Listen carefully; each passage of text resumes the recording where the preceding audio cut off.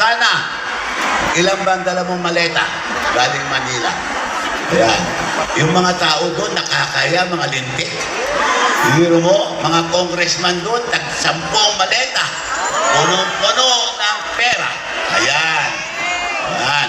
Tuloy ko nakakalungkot na tayo ay nasa ilalim ng napakababaw nilang pamumuno sa panahong ito. Minsan, ako ay nabansagang best friend ng bayan. Napakalaking karangalan, pero sa totoo lang, iisa lamang ang best friend ng bayan. Sa amin, sa 6 na taon kung pinagsisilbihan kay Mayor Duterte, di ko siya nakitang umatras sa serbisyo para maayos lamang ang kapakanan ng bawat Pilipino at bawat Dabawenyo. Siya. Maraming salamat, daghang salamat. Yes, thank you very much. Kay Tatay Digong. Si Tatay Digong nahimo na nako ng murag amahan nako. Sobra pa sa amahan. Sa mga Muslim nating kababayan, alam nyo po kung gaano namin kayo minahal ni Tatay Digong dito. Pantay-pantay ang trato niya sa inyo rito. Ako nga mismo, inuutosan niya noon na pumunta sa mga moske para sa mga mahihirap na Muslim na gusto mag-Hajj.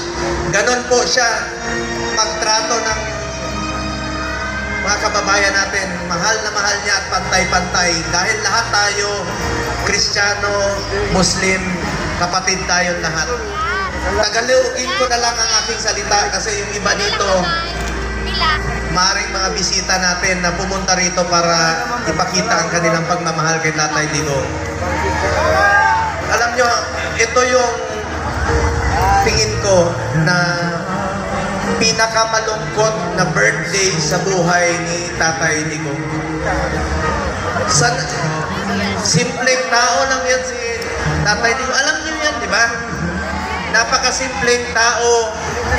Tuwing birthday niya, parati niyang sinasabi sa akin noon, Bong, ayaw kong lumabas. Magpakain ka lang dyan sa mga, dyan sa Smoky Mountain o minsan doon sa Santa Ana sa mga scavengers. Pakainin mo sila, yung mga cancer patients. Sabi niya, ayaw kong lumabas. Gusto ko, mag-isa lang ako, kasama ko ang aking mga anak o apo. Ganon po kasimple si Tatay Digong tuwing birthday. Pero iba po ang sitwasyon ngayon. Mag-isa lang po siya. Wala siyang kausap, wala siyang kasama.